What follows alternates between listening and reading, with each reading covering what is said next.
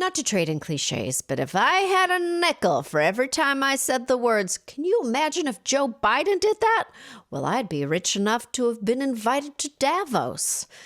Look, I feel like we've already talked plenty about Venezuela, but I don't think we've really talked nearly enough about what's been happening with all the money, Because just to trot out another cliche, you got to follow the money.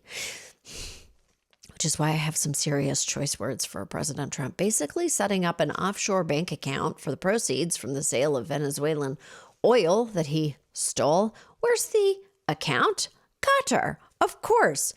Who controls the account? Trump does, of course. Oh my God, can you imagine if Joe Biden set up an offshore account and filled it with hundreds of millions of dollars that could have been stored in the U.S. and he said that he would oversee it himself? I'm taking care of it. The administration is trying to have you believe that Qatar is just a neutral, safe space for the money. But when has Qatar ever been neutral or safe? I know this isn't the biggest headline out of this never-ending story, but don't you just know that somehow the Trump family is going to fill their coffers with these spoils? Well, seems to be the only thing that they are good at.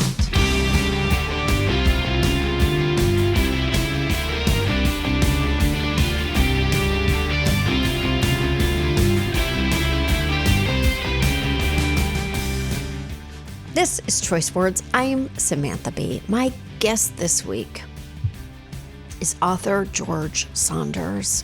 His new book, Vigil, is out now, and fittingly, it deals with an evil oil tycoon, but like in a fun way.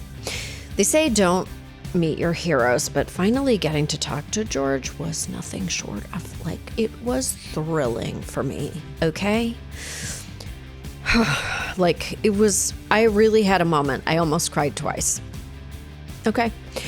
When you are done with this episode, where I'm barely hanging on to all my emotions, please check out dates for my new How to Survive Menopause tour.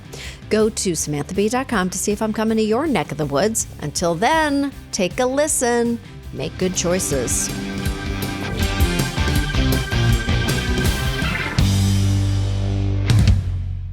Hello. Oh my God. Hello. Hi. How are you? This is a long time coming, isn't it? It really is. This is such a treat. I cannot even tell you. For me, Thank you too. for saying yes. Oh. Well, let's just be friends. Let's just drop all this stuff and be friends. That's easier. Okay. I love it so much. We had a little email correspondence back when the show was full force. And you know what? It was hard for me because I spent so much time in my day trying to compose a very simple email to you that it really overwhelmed me. Yeah, I have a marked up copy of the one you did send, just with some small suggestions, grammatical things, but it was fine. Thoughts. It was fine. try to have an original idea next time in your email. No. Isn't what's so funny is this is really what I've observed. The more impressive a person is, the more self-lacerating doubts they have. That, right? 'Cause, yes. Well, don't you only want to be around people who have self-lacerating doubts? Yes. The ones without, ones that don't have that will leave them to run the government. Oh, and what a job they're doing. Oh, I just think it's terrific. Just chef's kiss. Yes. I have to ask. I mean, because I know you think about it, you write about it, you are a smart, normal, intelligent person. Do you doom scroll? Does even George Saunders, do you even wake up and read the Times and go, Jesus Christ?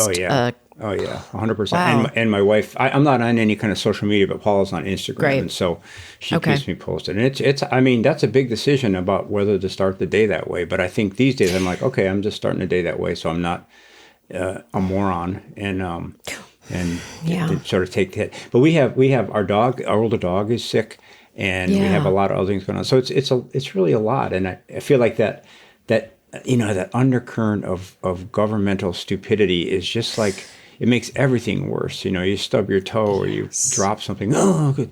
Yes. It's really painful. It's painful. I feel like I'm not going to continue to talk about it forever and ever, but I do feel like it's like the whole country has a really like a soggy World War I wool blanket on top of the whole thing. Yeah. It's just our spirits are damp.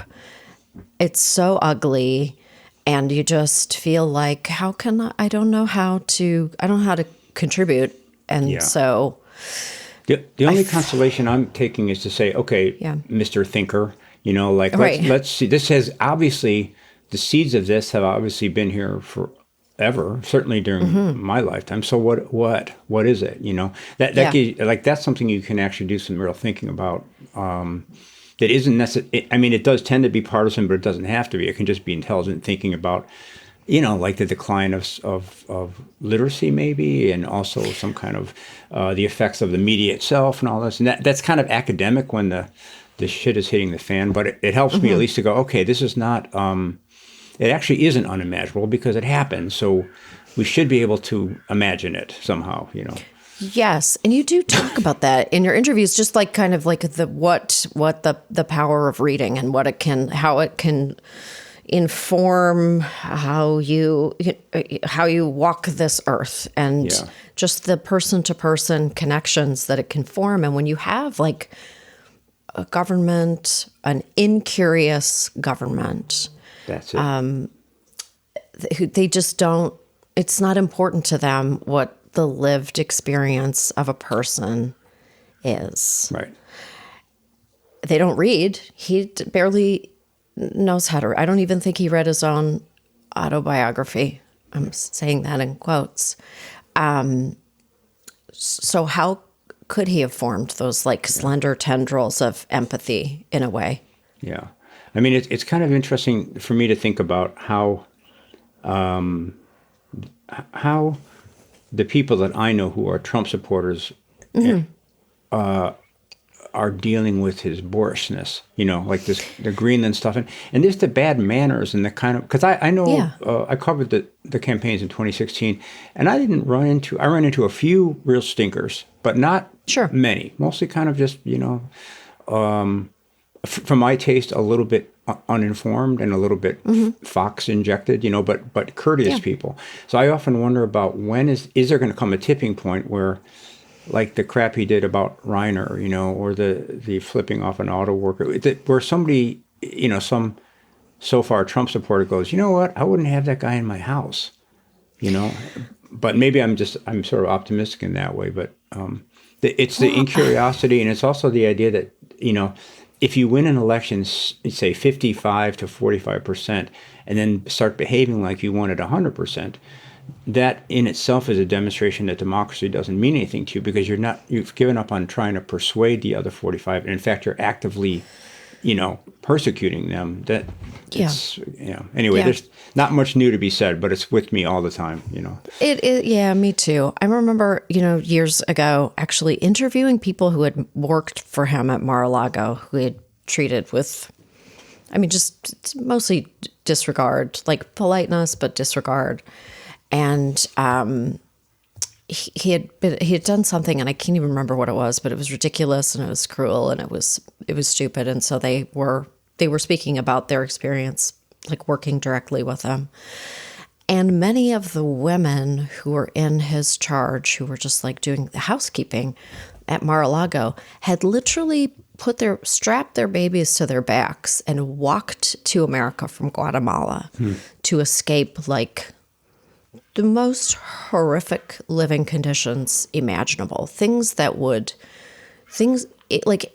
would never leave you, just running from death and violence. And I was like, wow, you could have that in your home. You could never ask a question of someone's existence who works with you every single day. Right. It says everything. Yeah. It's like, how do we, I know you went to Catholic school, right? I did. I feel I feel a Catholic in you somewhere. I too. I Yes, share yeah. that. Yes. We can spot each other across a We train spot each station. We're genuflecting while feeling guilty. 100%. And I just feel like all of those teachings of like Jesus as a refugee, I'm like all these lessons that were just like, they're in our bones, you know? And you just go, well, how you treat the refugees really is And it's how such, you see. yeah. I mean, I, as a young Catholic, I found it so powerful. I thought Jesus was just a stud, and it was because he had that superpower of being able to look at somebody and go, "Oh, I understand your phenomenon 100%. So what I'm going to say to you next is going to help you. It's not. I'm not judging you. But I know you, and here you go." That seems to me like the most powerful thing. So all this talk about empathy being weak and stuff is very. It seems that someone hasn't done it right. You know, if empathy, I don't think it means what you think it means. Yeah, I think you got that messaging. I think the messaging is really upside down. I think maybe you turned the book upside down and read it differently than I did. I don't know. Yeah. But Jesus was a stud. I had a picture of him above my childhood bed, like bearing the Sacred Heart. That's right. Just like ripping open that. Yeah, no, top. For sure. And also, you know, in Chicago, the strain of Catholicism that we got was very much like Dorothy Day, and very progressive and active, but always, saying, at least as I heard it, the subtext was always there, but for the grace of God, go you. So it's a limitation of yours if you can't imagine yourself into the head of that Guatemalan refugee. It's your problem. You know, you're only living partially if you are so stuck in your own phenomenon that's it, that you think your phenomenon is all phenomenon. That's an incredibly boring defect. Oh, yes, it's a defect. You're right. Yeah. That's exactly the same. Progressive Catholic church, guitar, handsome priest strumming a guitar, and everything was just service. It's just like service. Yeah. And a rich person, has a terrible chance of getting into heaven. Yeah. Like you just give. Just give. That's right. The nuns gave everything they had. Yeah.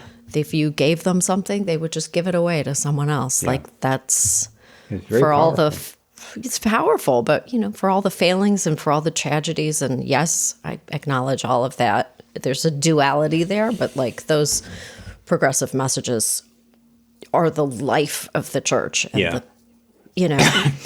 And it's so, I mean, at least the way it came to me, like in, 1970, it was so radical. Like, what do you, like, really? You really mean that? Yes, we really mean that, kind of. Yeah. Also, they taught me to play the guitar. I was one of those guitarists. We learned Kumbaya and We Are One in the Spirit. Remember that one? And those are great ones because there's a strumming pattern: down, down, up, down, down, down, up, down, up. So there's like 5 of us up there in our Catholic uniforms jamming out. Oh my God, hippie Catholics! I love it so much. The absolute best. I loved Vigil. I really loved it. I'm always so excited when you have a new book. Me too. And how long? When did you?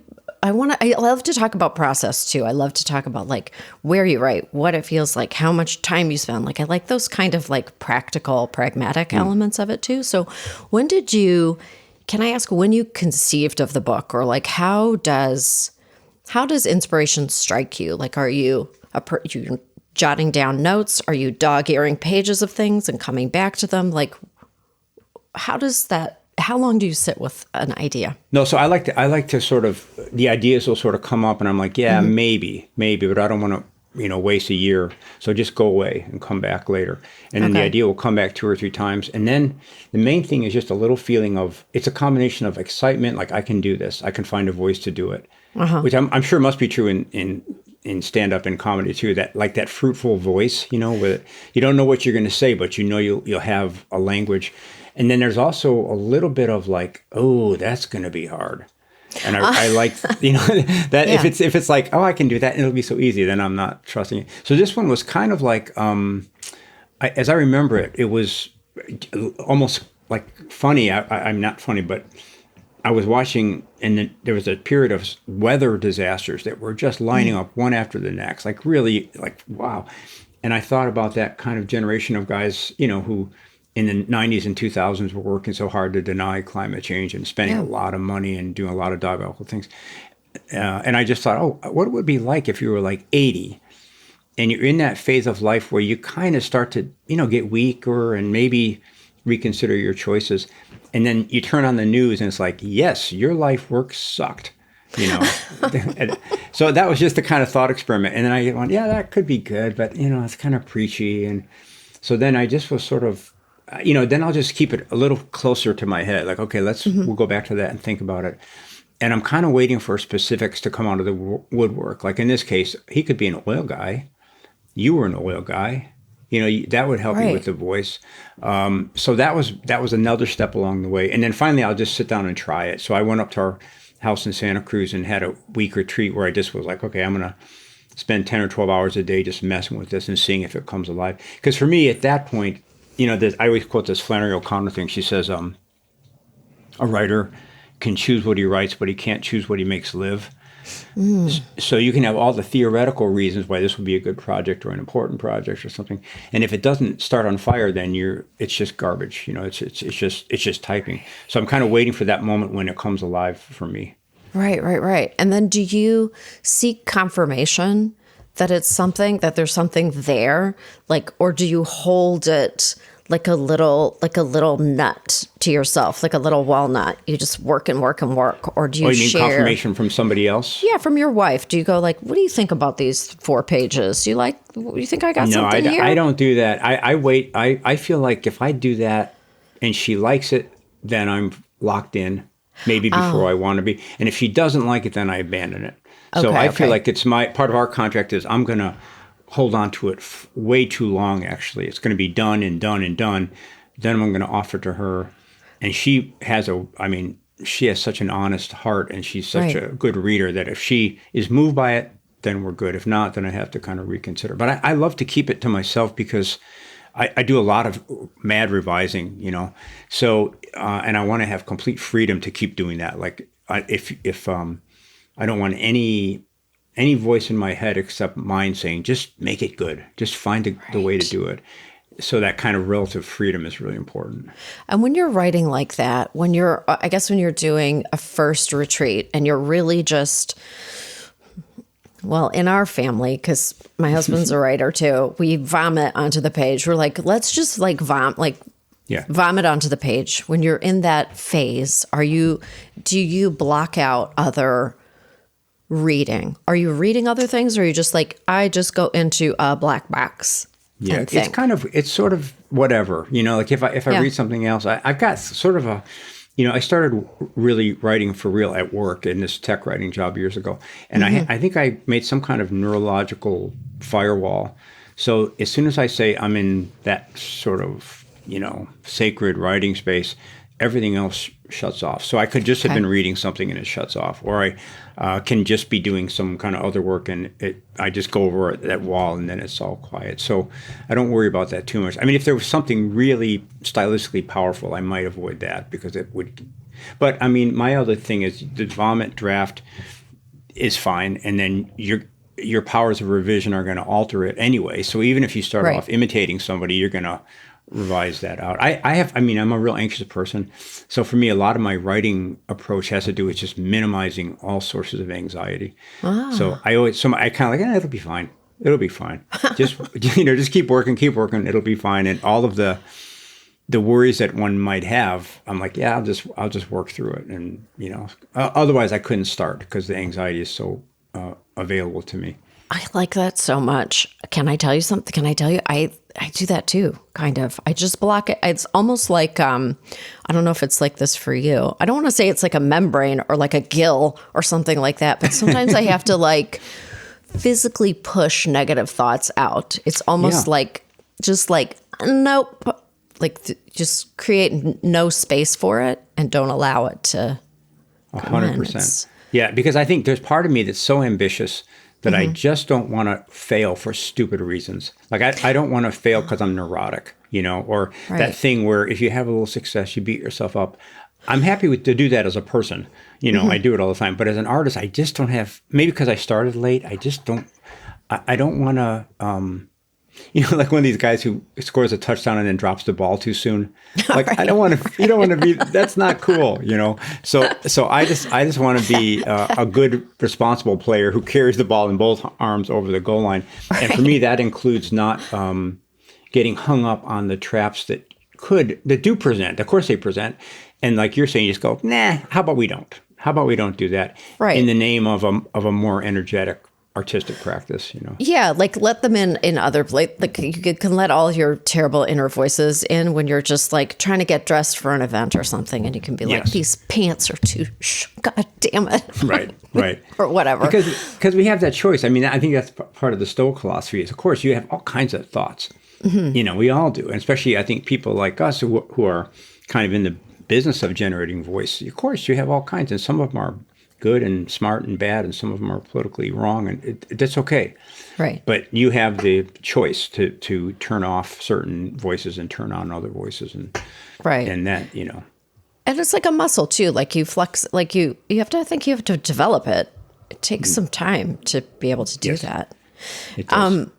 I wonder. Just coming back to something you said, which I actually think is so. I never occasionally think about it. It's like when you're working on something and you describe this, I thought your David Marchese interview was so good. I watched it. I watched it a bunch of times actually because I really liked it.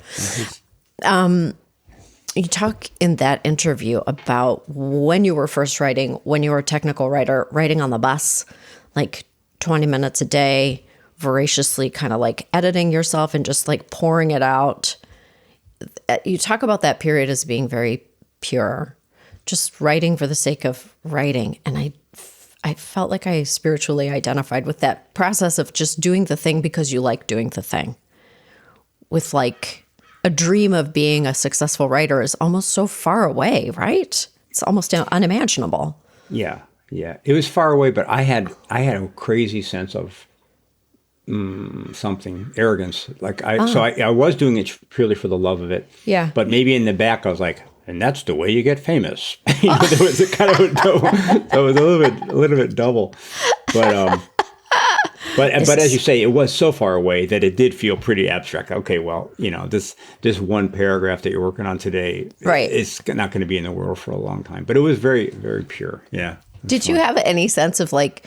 Did you have knowledge about how to even access the world of publishing? Like, did you have any kind of connection to it, or any kind of like experience of knowing how you would really even do that on a practical level? Well, kind of, because I had, even before I went to grad school, I had 3 stories published in small magazines. And in those days, that was the access. So you just mail it in a manila envelope and wait. And then I'd been to Syracuse, so I knew Tobias Wolff and Douglas Unger, and I could kind of watch them from a distance. So I kind of knew how one did it. And I think in that early pre-grad school phase, I'd even gotten a rejection from the New Yorker. Oh, you had? Okay.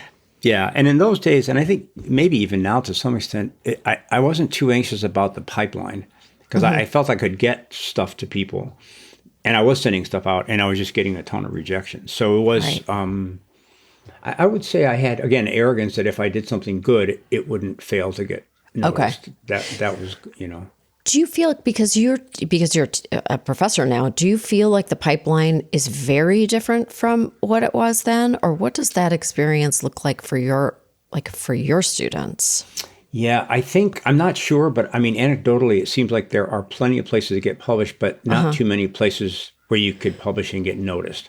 Right. Because there's so many online venues and that kind of thing. So that is a little tricky, because the advice I give them is just, don't, not all publications are equal. So, you want to shoot high. But I think among my students, it kind of feels the same. I mean, they're really dedicated to the craft, and they really believe in it in this really sweet, kind of old-fashioned way almost.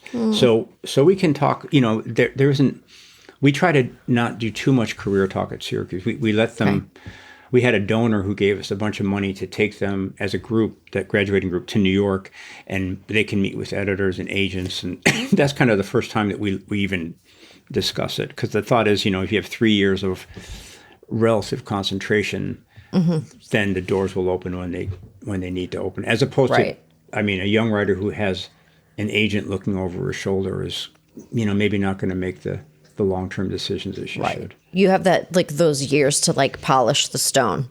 You're like honing your craft, honing your voice, honing.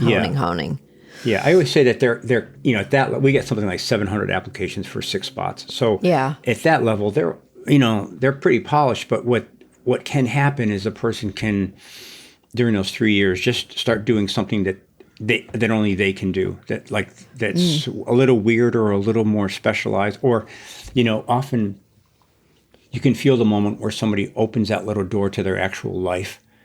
And even though that maybe isn't what they had in mind, it starts to be nicely personal, So that's the game, is just to hang out with these great kids for 3 years and try to get them to do the thing that they haven't done yet, but is infused with them in the biggest way. That feels kind of magical to witness. Oh, it is. When it happens, and of course, one of the things that makes it magical, it doesn't always happen. But when it does, it's like, you just did judo, or kind of, you helped them do some self-judo in a way, Oh, wow. But for me, that's all, it's so much line editing and, close editing, rather than, it's not like we're necessarily having big heart-to-hearts, but sometimes after a lot of line editing, you do come out on something that's like, interesting. So do you think this about writing? And then there's a long silence. Like that kind of stuff can happen. And it's very sweet when it does. Oh, that's so sweet. Do you, oh my gosh, when you were writing this book, did you really ever think that it could land in a time when people can barely even talk about climate change? No, I didn't. I started in those ancient days when Biden was president. I thought he'd be president again. Oh, my God. It was kind of troubling in a way, because this guy in the book is sort of a 1990s Bush era stinker, He's still basically, he makes his arguments within the Enlightenment values, framework. Yeah. And now the EPA, they're saying such outrageous things. But he's their precursor, for sure. He laid, I would say, this imaginary guy laid down the framework that they're now stepping into with such brainless confidence. Such brainless confidence, yes. Yeah. And such shamelessness also. Yeah. Do you feel like the book really grapples with a lot of huge questions, big questions, like are we morally responsible for our actions? But I think it also, like for me, grapples with that, like how do we engage with people who are shameless? Yeah. Which feels like a question for this moment. Yeah. It's a big one. And I suppose for me, I just realized this a couple of days ago. My stance is always, in a certain way, it's kind of selfish, because I want to deal with those people in a way that doesn't sully me. I want to keep myself intact. So then for me, the big negotiation is, okay, what does that look like? Does it look like you always giving up, or sort of, being the nice person? And so, I mean, in Buddhism, there's this idea of idiot compassion, and that would be, you mistake being placid and nice and sweet for being compassionate. But, in Buddhist teachings, there's all kinds of examples of really high-level teachers who are quite ornery, and fierce. And so that's something I'm kind of wrestling with, is I often have mistaken the absence of conflict for the presence of empathy, but that isn't true. Au contraire. Yeah. Right. So how do we fill up the room here with our true beliefs, with firmness, but without becoming, shrill or violent or right? Yeah. Do you always know when you're writing something, if it's going to be a novel or a short story? Do you? That I kind of do, because I've only written the two novels, and both of them are like, okay, let's try it. And the difference is, with the story, I really try to have no outline at all. I'm just writing a little burst, and then letting that, reworking that until it gives me the next little burst, and it builds that way. Yeah. And of course, within that, you're always thinking, I'd like to finish this and sell it, but you kind of try to resist that a little bit. But with both the novels, it's just been like, okay, let me have a 2 or 3 line outline, just so I, can kind of hang some stuff over it. So almost like a clothesline is the outline, and then I know that what's going to make it good is what I hang over the clothesline. Right. But it's helpful to have the structure. So in this one, it was just, Stinker dies. Stinkers. That basically and later, Stinker dies is visited by Angel. That's it, and also then the idea of confining it to 3 or 4 hours, and then I'm like, okay, I can do that. And with Lincoln, it was just, Lincoln goes to the graveyard, interacts with his son's body, and leaves. And on track 2, it's Willie, his son, is there, probably shouldn't be, and either leaves or doesn't. And then you start asking, well, okay, so how so? Or how is that demonstrated? And then it starts to build out. What's it like for you when something is revealed to you as you're writing it? What is that process like? It's the best. That's the gold standard. When the text is going, I want to go over here, and you're like, no, that doesn't fit. And it's, I want to go over here, and then you follow it, and suddenly the book kind of lights up, But the symptom of that is you're a little pissed off and you're a little confused. Like, shit, that's not what I had in mind. But for me, it's like if you look at, I'm sure if you're, I don't know much about comedy, but if you are putting together a set and 3 things kill, right, they're in the set. And if you have some contrary idea about the structure of the set, you have to say, okay, well, that was just a placeholder, you know. So in this book, there's this idea of elevation, that comes in about a third of the way in. And I wrote that, and I wrote it with so much pleasure and so much feeling, and then I just kept taking it out and putting it back in, and taking it out and putting it back in, because it didn't fit. Something about it seemed like it's not a philosophy book. I don't want you in there. And every time I took it out, the next couple of days would be so depressing and boring. I was like, okay. And I had that weird feeling of looking for a plan B, but sort of longing for plan A, Right. So I think maybe, for me, the craft is just learning to recognize those little perturbations and feeling like, oh, that's the feeling, George, when you put something in the garbage and you should take it out again. Okay. That's so funny. I feel like I'm relating to what you're saying. It's almost like a little piece of phrasing or something, or just like a little avenue that you go down. You're like, no, it's too, I can't, this is too far afield. You take it out and you just keep, like, it's like you're chewing on the cut of it, and you're like, well, something's missing. Yeah. Something's missing. It's almost like if you had somebody you really cared about, and you were having a talk, and it started to get into dicey but productive area, and you cut it off. Right. And then you're talking about the weather, but part of your mind is going, boy, the heat was back there, Right. Does that happen in what you do? Does it? I think it does. And there's also a process, like, for me, I'm actually, like, as we're speaking about this, I'm actually writing a book right now, and it's like not a fiction book. And we're not competing. No, no, I'm glad for that. God. But it's like, right, without judgment, just going like, get vomit, like a little bit of vomit on the page. And then I just go like, boo, and walk away, go eat something, go do chores, go to UPS, I don't know, and sleep, have a night's sleep, and come back in the morning and read it and go, oh, I like that a lot. It just felt so stupid in the moment. It was like, ugh. Yes.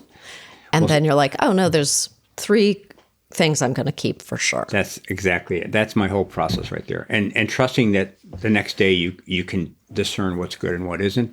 Yeah. And no, that's exactly it. This and is then like do it over and over and over, and then being willing to have the structure dictated to you from that. Right. Is for me really helpful. But it's cool. And it's such it's so like gauzy, that's like, but it takes a lot of trust. It does take a lot of faith, and in a weird way, you just go, I don't know. It's not trust or faith. It's just like, well, usually when I blurt something on a page, there's at least one sentence I'll keep. Yeah. Right. And I'll know it next time. I'll know that. And for me, there's another element that is sort of like faith, which is to say, okay, this process is for some reason, this process is getting in touch with a better part of myself. Or with me, it's like a more honest part of myself often, or a more intense part of myself. So you go, well, I don't know why that should be the case. I don't know why I can't be my best all the time. Right. But somehow it's some kind of artificial connection to something that isn't so habituated or something. So then you go, okay, that's how I get to it. And when your mind goes, ooh, we like this, well, that's padding. You're just saying the subconscious sent some packing material, and so you get rid of that. So it's fascinating, and that's why I like to keep doing it, because it is every day a chance to kind of be someone other than this person, and right. Even though it's hard, it's like hard. It's hard. It's hard and not hard. It's all things. It just is. It just sort of is. It's like, do you feel like you even really conscious? I mean, I know you consciously were like, I want to be a writer, but like, in a way, it sort of chooses you also. Oh, it does. And I know, for the moment for me, I don't know. I mean, I always had the idea of it. I think mostly because I thought it was kind of cool, And then I had a moment when I was working in the oil business, and we would get 2 weeks off we did 4 weeks of work and 2 weeks off. Okay. And I was single and didn't have any expenses, so I could go anywhere. So I had Hemingway on the brain, and I went to Pakistan up to the Afghan border. Okay. And my thought was, okay, the reason I'm not a good writer is because I don't have anything cool to write about, So I'm going to go to the Afghan war with the Russians. So I was blundering, but somehow I blundered into this. Basically, it was an R&R camp for the Mujahideen that they'd come back and they'd rest in this place. And I talked my way. I went back 2 or 3 days in a row, and they said, okay, you can come in with us, like, okay, I'm going to do it. And I got the special clothing and, all this stuff. And then that night, the night before I was supposed to go, I bravely ran away. I chickened out. But the way, and that was really hard for me, because I'm not an unbrave person, and especially when Hemingway's looking over my shoulder. But I had this long night in the hotel where I just thought of my mom, actually, and like, why am I going to break her heart? If I get killed, she's never going to. Well, because I want to be a great writer. And some really mature part of myself was just like, okay, well, what are you writing? Well, nothing. I don't have anything to write about. And it just like that part gave me this stern look like, oh, you are full of it. How do you think Hemingway is famous because he went to a war? Right. No. Right. Why is he famous? Because he wrote about it really well. Exactly, dummy. He was good at writing sentences. Exactly. And so that was a big thing. And it was hard for me in that macho state that I was in to not go, actually, and to be kind of unbrave, cowardly. But that's I think when I chose to be a writer as opposed to something else, because I knew that at the end of the day, I didn't love that guy's work because he wore khaki or whatever. Right. It was the sentences. Well, I loved him because of the khaki. Well, it's a good reason to love him, but that's such a funny story. I actually think, and you do talk about this a lot, like kind of like that human to human, like how we're deprioritizing human to human contact, and these kinds of experiences are kind of rare to hear about these days. Or like, I look at my own kids who are like a child in college, another one going to college next year, and I'm like, you got to turn off your phones and you've got to go do some very silly things. Yeah. It's hard to do silly things these days, I think. It's kind of hard to push your kids out of the nest and say, can you please go make some almost very bad mistakes? Yeah, don't make the very bad mistake. Right. Pull back at the last minute, like be smart. Yeah. But get in a little bit of trouble, maybe. Yeah. When I was on that trip, I thought I was so grown up, but I was 22 or 23. And my mom, she was in Amarillo, Texas, and we said goodbye at the airport. And I didn't talk to her I sent postcards home, and I was getting into a lot of trouble and a lot of dangerous situations. And I think there was a phone center in Singapore where you could call. And I had a girlfriend in Denver at the time, and we did one call that went a little south, and it cost $180 or $200 in 1981. Oh my God! Yeah. So that was just like, it was just lonely in a way, but so free. I could have entire phases of idiocy that my mom and my dad never heard about, because it was all up to me to tell them. That helped build a creative person, that helped probably grow your imagination to see the world, to see all of these things you never probably could have imagined growing up in Amarillo. I think so, and to make big mistakes, Yeah. and to have stupid belief systems and have them punctured, and then maybe also to find out that you could recover from that. You could have a dumb period and go, oh, I get thee behind me. I'm moving on. Yeah. Yeah. I do think, and I feel happy to sort of see this in the next generation of kids, because like I'm seeing it in my younger kid, especially a turning away from the phone somewhat, a turning away from social media. I feel like that they're developing an understanding that it's not helping them in the ways that they thought that it was. Yeah. And I favor that. I actually read an op-ed I'm not really on social media either. I just read recipes. That's all. I only watch people make Swedish buns, and that is my only engagement with it, because I don't want it. I don't want it. That won't hurt you. The Swedish buns are okay. Everybody has to learn how to make cardamom buns at some point in their life. That's what I use it for. I feel like, just going back to the Catholic thing for a second, I feel like a lot of the choices that I make in my own life, I kind of put them up against the deathbed test. And that, I think, is what not enough people are doing. Like, what I want it to look like on my deathbed. Can I be happy with these choices? Is that, this is a literal deathbed. The whole book is a deathbed. Yeah. Well, yeah, put that on the back of the cover. This whole book is a deathbed.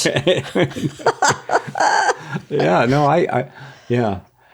Well, I'll tell you one thing. This is kind of, I was thinking a little bit about how, so I'm 67. And so a lot of people that I knew in their prime are starting to go over the cliff. And Right. The thing that's unnerving to me is that it's my perfect dream of a deathbed, which is me in pure white pajamas looking pretty dapper, kind of like Yes. Pierce Brosnan, Of course. but completely composed and not in any pain and just dispensing witticisms and then switch off. That's I don't think Everybody's that's the just thing. taking notes. Yeah, They're just like, right. oh, Yeah. this is wonderful. Yeah, that's the dream. But I think that, I think it's more like, going over a waterfall, and it's not necessarily tidy. There was a book, I think it was in the 80s, but it's called How Do I Die, or How Does One Die, or something, kind of a classic. But he just goes through all the ways of death: heart attack, stroke, da-da-da-da.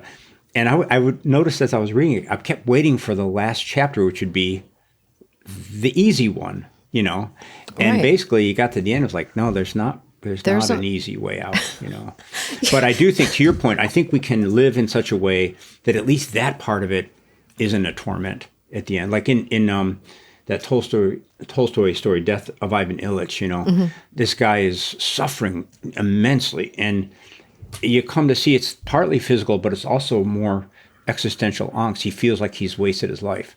Right. And as soon as he just sort of turns to God's camera and says, okay, all right, I wasted it, but there must be a good way to live. What is it? What is it? As soon as he says that, a lot of his pain drops away. So I think you're right. And that if you live a full life, at least you don't have that to worry about at the end, although there will be other things, I'm sure. There will be other things, but you want to be light. You want to be light about that, I think. Yeah. I think that gives you the freedom to kind of fly away a little bit. I hope so. Yeah. I hope so. There's that idea. I don't know where I read this, but the idea that let's say if you dislocate your shoulder, that hurts. That's one level of pain. But if you're beating yourself up for being so stupid as to dislocate your shoulder, that's a second level of pain. So I have a feeling if one didn't had a life that you didn't think was full, and you didn't examine that, I think it might cause additional suffering. Whereas even if you let it that was one of the things in this book. Like, I think the character called the Frenchman is basically saying, get this sucker to admit that he screwed up, and that will ease his burden. Right. And I think it probably would have, but anyway, no spoilers, but yeah. Speaking about shamelessness, just, what, okay.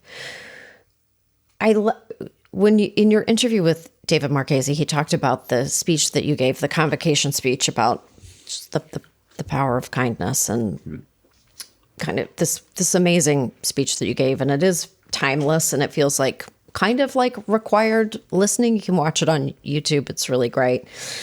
And it does feel like so much of the world is turning away from kindness. Very like hard turn away from kindness. What did people put onto you, I guess? Do people think of you like when they meet you? Who do they think they're going to meet? And what is that experience like for you? Because I have to imagine, like, I felt really emotional meeting you, to be honest, because I'm really such a huge fan. And now I'm normal. You get a taste of it. You're like, okay, yeah. It's fine. I'm fine. But I think that's a really big, in a way, it's a responsibility. Like I did this event with like Judy Blume, and honestly, a lineup of women came in to meet her for the first time, and they all burst into tears. Oh, that's sweet. Do people do that to you? No, they don't. They don't burst into tears. No. Okay. No, I think it's something I appreciated David's interview, because I got a little bit to sort of address that, because I don't. I mean, of course, part of your ego loves it. Me, sure. A secular saint? Well, all right. Let me put my robe on. But then a more honest part of yourself, it makes you a little sick, because you know your own shortcomings, and right. I don't want somebody mistaking me for a source of wisdom when I know I'm not. That right. Is not healthy, So, yeah. So I mean, it was. I guess media is kind of funny, because if you and I get onto a sidebar about how much I love rhinoceroses, that's going to show up in other interviews, and suddenly I'm the rhino guy, So yep. I think I'm happy for anything that comes out of that speech that's positive, but I'm also kind of wary of that whole the idea that basically the speech says I'm a fuck up when it comes to kindness. Here's one minor example from many years ago, but I could fill in a bunch more. Let's think together about how important it is to try to be kind. And more importantly, what do we actually mean when we say that? That was sort of post-speech stuff.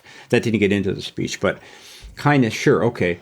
But let's be precise about what we mean. And I think that leads us to stuff like we were talking about earlier, about awareness, about is this particular form of quote-unquote kindness actually helpful? Or are you making it worse? And right. So it's a gateway virtue if you think about it. But I'm wary of being, sure. tarred with that, because it could fuck up my work. I mean, my work is nasty sometimes, and I need to have that, that freedom. Yeah. I just reread Sea Oak, which was always one of my favorite short stories. Thanks. Oh my God, I love it. I just reread it because there was like a slight delay in our conversation. I was like, I got to reread it. I read it every so often, and I'm like, it's just great. Yeah, and I would say that story has a kind of a kindness about it, but it comes at it from a pretty weird angle, For sure, but there's something it's like it's really raw, but I feel like I feel a tenderness I feel a real tenderness toward the characters in it. I really do. And I don't know how you do that. That's your magic.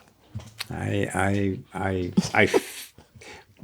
thanks. Did you ever see the pilot that we made for that for Amazon? I was just telling Ryan and Svea before you hopped on that I actually couldn't watch it because the story lives in my imagination, and I actually didn't want to watch it. I didn't want to watch someone else's rendering of it. I just wanted to keep the movie version of it. I just want to keep it in my brain. So I actually didn't. I could see that. It was really good, but it was a different thing. But right. But I'm all for kindness. But like for me, the thing is to say, okay, well, if kindness means you're going to try to be beneficial to people in your orbit, okay, that's not so easy. I mean, it doesn't mean always being nice. The Buddhists call that idiot compassion. So it might mean being a little rough, but I certainly know people who think that tough love is the only kind of love, you know. And so I think it takes a lot of sorting, and I think it leads you into interesting rooms, you know. Okay, so if Yeah. yeah, Yeah. I feel like it's interesting to me that you can remember like just a specific instance in your life where you could have been kinder to someone. You could have shown kindness to someone and just sort of didn't. And I can remember like really specific childhood incidents where I should have been nicer to someone. And I can like remember their names, and I can't remember anything. yeah. Ask me the name of a movie. I can't tell it to you. I saw it 2 days ago. Like, but I can remember like a kid who I tripped in first grade or whatever. Yeah. It Do stands you think out. that's just because at the time you knew it was not right and it lodged there? Or? Oh, I think it lodged there because it was a little bit because it was out of character. It was like a little. It was really mean or something, or it was a small gesture, but it was like, Yeah. It has sat forever Yeah. in the belly. Yeah. You know, it's really. Yeah. I find myself also thinking, and this is kind of a horrifying thought, but okay, so those are the ones that we noticed. Yeah. But given, Yeah. you know, unintended consequences, how many times and for me, it's mostly anxiety related. So how many moments that I rush past, and I don't even know that if I had done X instead of Y, it would have made it better for that person. You know, those are the kind of things that are really are tricky. But Yeah, like how many small gestures did I neglect to that just had a ripple effect in someone else's life and made their life like measurably worse. yeah. That would have been so small. Right. Could have been so nice. Yeah. I liked your the op-ed that you wrote. I remember when you wrote the op-ed. I think it was last year, like last spring maybe. You wrote in the New York Times. Oh yeah. Shame on the White House. Yeah. It was really good. It was really good. What made you write it? Because you don't always dive into that milieu. No, I mean, what made me write it was I knew Carla Hayden a little bit. I got an award from Right. the Library That's of right. Congress, and I went there, and she was so wonderful, the perfect librarian of Congress. And one of the things that I didn't hear from her directly, but from the people who worked for her, I had to give a speech, and they said very sweetly, you know, we hold it very dear that we're a nonpartisan institution. We're not trying to control what you say, but just so you know, that's something that's important to us. And I really took that to heart. And I thought, wow, that was coming from her. She was leading that effort to keep, even in these times, you know, to keep that place sacred in that way. So when I heard, you know, the press secretary saying just the opposite, she did something with diversity, I just felt so mad. And so I kind of steamed over it, and I woke up in the middle of the night and just typed that out basically and then revised it, and felt good. Felt really good. Yeah, it was really, really good. Why do you think that it's so, like, I do have heard you talk in a number of different places and ways about the importance of being in contact with truth. And I wonder why you think, like, it is painful to confront truth. I'm thinking about like DEI and this big move to like make DEI the boogeyman for everything, where I'm like, I don't understand why like being awake to the unfairness or the truth of how the country was made. I don't understand why having knowledge of that is dangerous or bad. And it is painful. It's hard to look at. It's hard to think about, you know, like all the bones buried under the railroad tracks, or like the sin of slavery. It's ugly. Why are we so afraid of that? You know, I always tend to think in terms of personal experiences. There was something that happened once. I did a piece for GQ where I drove the Mexican border from Brownsville to San Diego. And one of the things I did was I spent an overnight trip with this militia group that was, quote unquote, securing the border, which was a big joke, actually. But that afternoon they had a little bit of a rally, and I met this woman who was part of that group. And there was a bunch of guys around, and they were all making these sexual jokes, kind of at her expense, you know, in a real like 1978 manner that I hadn't heard in a long time. So at one point, I pulled her aside. I said, does that joking bother you? And she's like, no, doesn't bother me at all. If that bothered me, I'd be in a lot of trouble. That kind of mindset. Like, Right. And I'm like, well, first of all, the fact that you're getting a little mad at me indicates that it did bother you. Yeah. But what I sensed underneath was it's this, and I've seen this like in, a working class thing. If you have 10 tons of shit piled on you, you have to go into a stance of complete denial, because if you acknowledge even one thing in a critical mindset, the whole thing is going to collapse on you, Right. So I think her thing was basically, I can't even think about that. If I start protecting myself Right. at that very reasonable level, my whole life is going to get called into question. And I think I sense that in everybody from Trump, Kristi Noem, Hegseth, the whole Stephen Miller, this idea that if I allow critical thought, my entire edifice is going to fall apart. So therefore, I have to be absolutely certain about everything, no curiosity, no doubt, and then I'm safe. But as you're suggesting, you also have put up a big wall between yourself and truth. Right. Truth is scary, because if I acknowledge one bit of truth, I got to acknowledge all of it, and then I got to rethink my whole deal. Yeah, your whole Jenga tower falls. Yes, and so I think that's why it looks like that's where violence comes from, and that's where this kind of idea that only power matters is because if you step into the pond of self-reflection and self-implication, that pond is deep, brother, and you might not, you'll come out of it a different person, and I think these guys don't feel comfortable with that. You might have a deathbed experience. Yeah. Someone's going to write a book about. Right.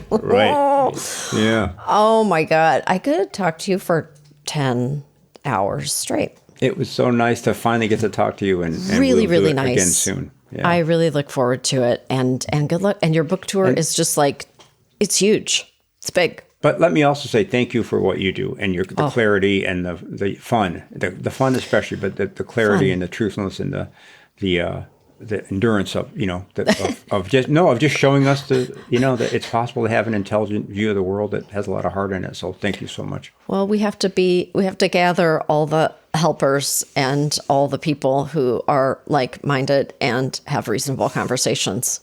Yes, it's an endurance. Yes. It's an endurance sport, much like pole vaulting. I don't know. That's the only sport I can think of. There might be, maybe there's an Olympic sport for tripping one's classmate. There could be. Yeah, probably. I'll win. No, Gold medalist. You're just an amateur at that. Thank you so much.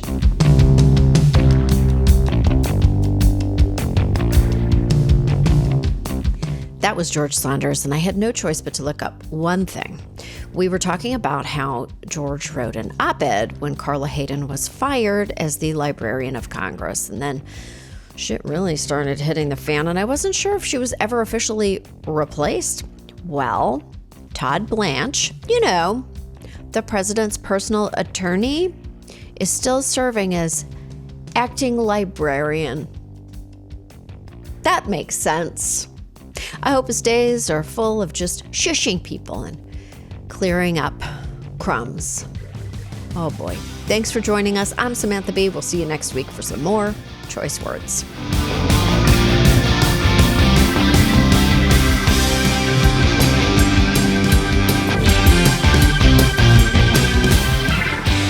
Thank you for listening to Choice Words, which was created by and is hosted by me, Samantha Bee.